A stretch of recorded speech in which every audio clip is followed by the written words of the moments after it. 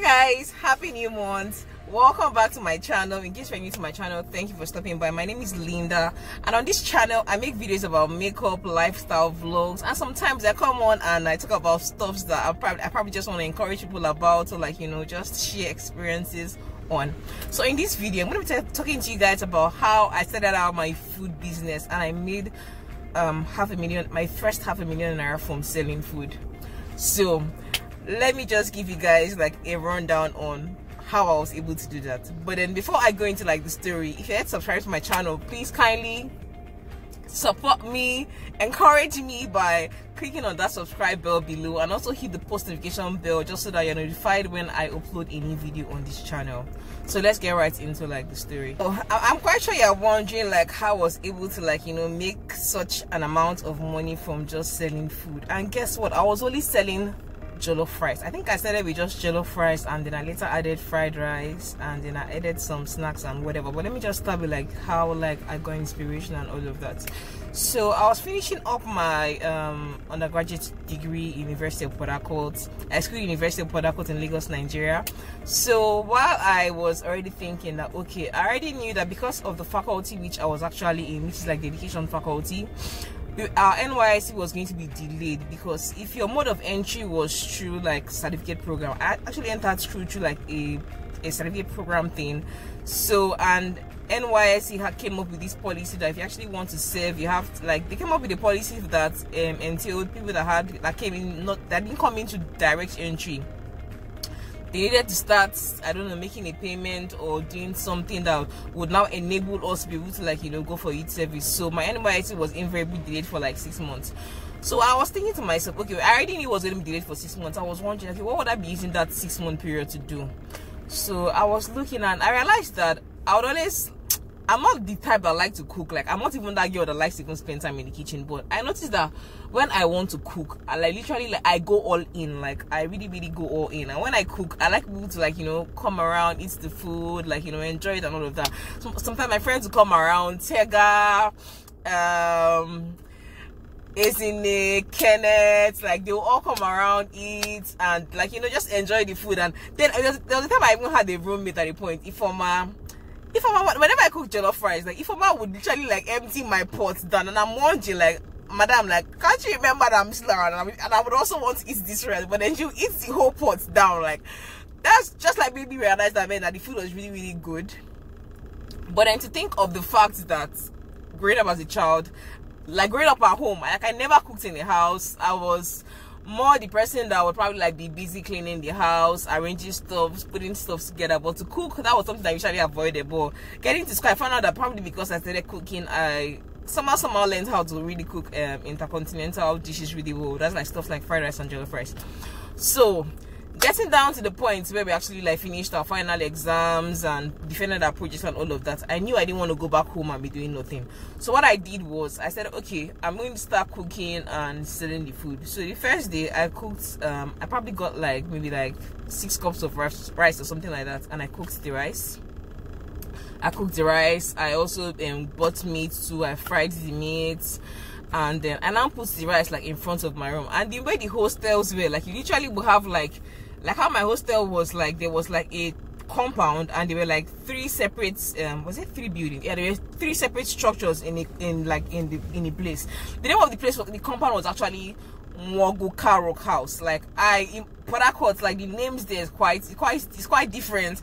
If you knew me from way back then, please just say hi in the comment section. So the name of the compound was actually Mwoguka Rock House. So I was on this side of the building. So I would actually put my cooler and the meat in front of my room, and so I'll put my cooler and the meat in front of my room. So whoever wanted to eat would probably come, and it's okay, please give me my rice and all of that. But there was a limitation. The thing is that most people didn't know I was actually selling food. It was only limited people within the compound. Only people in the compound I knew that I was actually selling rice. So a friend of mine came one day, Juliet. Oh God, obrigado. I don't know, then there was this face song that was ringing then, so it was obrigado, siapong. So whenever I see her, that was what we would be hailing each other. So Juliet came and told me that why not take this rice outside to so at least people will see you, that I know that you're actually selling food. So I listened to her advice and I decided to like get like a table. Like I didn't even buy a table. You know that table student using reading? Actually, table outside, my reading table. I put the cooler on top of the table, and then I put the meat there on the side. And then I also had takeaway plates too, and disposable spoons and tissue. I wrapped it like the way they wrap it in, like, you know, in restaurants and all. Some people are passing by, I'm telling them, I have jollof rice, so like the first day I actually went out to actually like sell the food on the road. Like, guys, you wouldn't believe it. Like the first day I had my friend come help me, Vivian. Like Vivian is like my sister, so Vivian came around to help me in selling food. I think Isn't also came, Rosemary too came. They all came around, like, you know, just like for like moral support and all of that. And then before 12 o'clock, like, guys, like my small jollof rice I cooked had finished. I literally sold, like, I think I sold, was it 6,000 or 10,000 I sold the first day. I think I sold it that 6K or 10K like that first day, and that really encouraged me. And one problem I had then was that because I was selling like direct, like on the road, there was no umbrella, there was no tent or anything, like the sun was still on. So what I did was I went to the market that same day after I finished selling. I bought meat, I bought rice, I bought an extra cooler, I bought umbrella, and I bought like, I also got like the umbrella stand too, so at least I'll be able to, like, you know, have like shade. So the following day I cooked jollof rice. I even made fried rice too. I also had like meat too, and I think I also said it. I probably said that at the point I included pure water, I included drinks. And other people be passing by, I'm telling them I have food here, I have rice for sale, I have jollof rice, I have fried rice, I have meat, like, you know. And I think I was selling a pack of rice and meat for like 200 naira, and it was really affordable for the students, so they were really buying it. Like I was selling, and in less than 2 months, 3 months, like I'd been looking at this space in the compound, like, because my room was like the first room, like facing like the fence. It was a space between like my room and the fence. So I actually went and I spoke to my landlady, and I told her, madam, like, why not build like something like a shop here for me, and I'll actually pay rent on it. Can you imagine? I actually saw the land, and then I gave them the idea, they built a shop on it, and I took the shop and I paid them rent for it. And that is something they will still be earning income from even up until this very day, because the last time I went to Port Harcourt, I knew that they still rent that shop out to other people.